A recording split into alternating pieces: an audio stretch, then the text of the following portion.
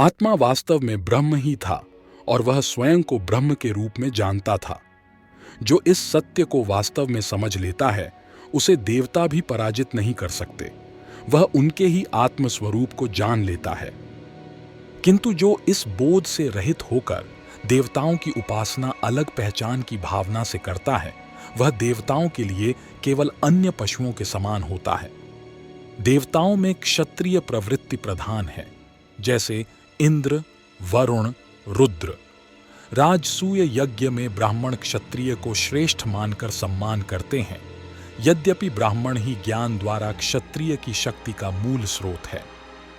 क्षत्रिय को कभी ब्राह्मण का अपमान नहीं करना चाहिए, क्योंकि ऐसा करने से वह अपनी ही जड़ों को क्षति पहुंचाता है। वैश्य वर्ग का प्रतिनिधित्व वसु, रुद्र, आदित्य जैसे गौण देव समूह करते हैं। शूद्र वर्ग का प्रतिनिधित्व पूषण करते हैं, जो पृथ्वी का प्रतीक है। क्षत्रिय के लिए भी सर्वोच्च तत्व धर्म अर्थात सत्य है। धर्म और सत्य एक ही हैं, क्योंकि जो सत्य बोलता है वही उचित और कल्याणकारी वाणी बोलता है। इस प्रकार वर्णों की सामाजिक व्यवस्था सार्वभौमिक है, देवताओं के स्तर पर भी और मनुष्यों के स्तर पर भी। मानव समाज की रचना देवताओं के समाज के आधार पर हुई है।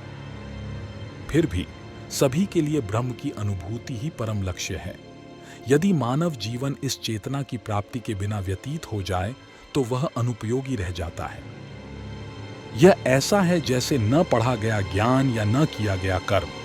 इस अनुभूति के बिना किए गए असंख्य पुण्य कर्म भी अंततः नष्ट हो जाते हैं, जबकि जो आत्मा ब्रह्म का ध्यान करता है उसके कर्म अमर हो जाते हैं।